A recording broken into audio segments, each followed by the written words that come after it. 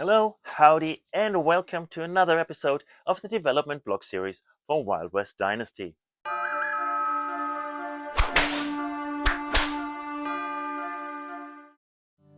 Thank you for your feedback, as well as the warm comments that we received for the first episode. We are really happy that you are looking forward to the game, and we understand that you have a lot of questions. So we decided to make this a Q&A session.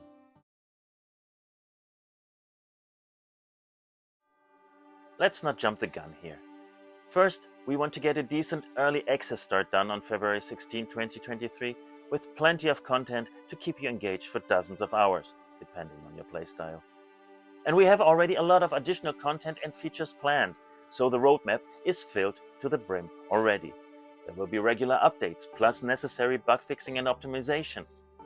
And overall, we are thinking about monthly content updates, but directly after the early access launch, we want to deliver new content more frequently, so a bi-weekly rhythm might be in place for some time, while a bit later it might be the best to settle for a monthly rhythm.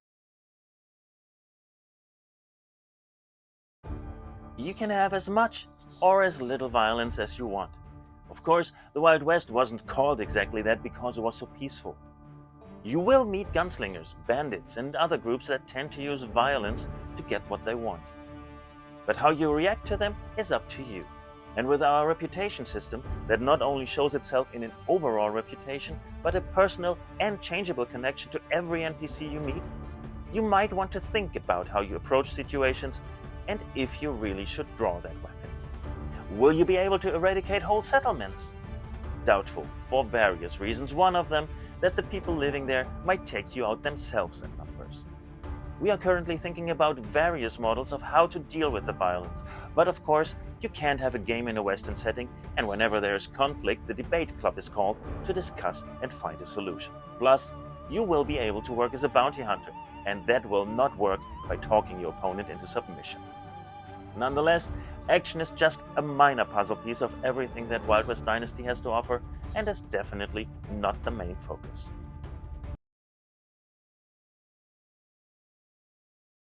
In theory, you can build anywhere on the map.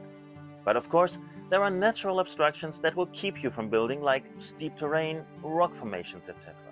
Plus, as a hub for your settlement or resource facilities, you will need a warehouse. Another important factor is the aesthetics. Do you care if your settlement is functional first and nice to look at second? Or do you care about how everything is placed and leaves a good impression once you ride through Main Street? There will be more than enough space to make your Wild West city dreams become reality. But just because you can basically build on every free square yard doesn't mean you should. But in the end, it is up to you as long as you have the materials and enjoy what you are doing.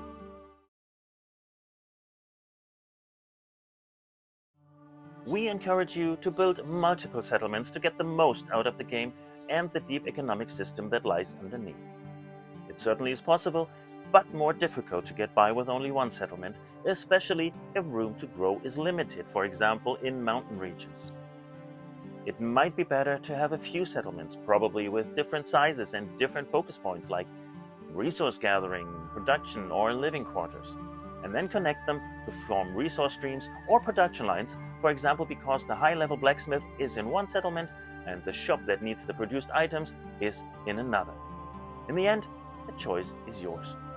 You will find out what will work best for you, how you want to experience Wild West Dynasty, and what you need to do to get the most out of it. Again, it is all about personal playstyle and freedom of choice.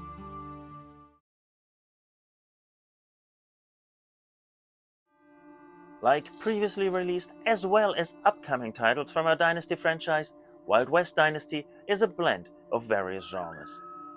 Set in a vast open world to explore, you will find elements of role-playing with quests and character development, survival, exploration, resource as well as city management, action-adventure, and life simulation.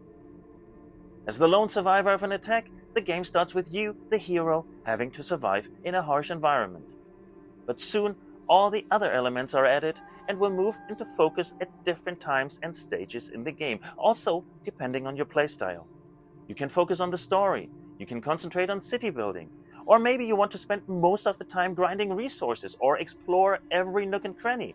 Maybe you want to mix and match all the elements that we offer, depending on your daily mood. Who knows? The choice is always yours. And as for the name-giving dynasty feature, we use that term to describe that whatever you set out to do should leave a lasting impression, a legacy, something that will stand the test of time in that world, achievements that the player character will be remembered for.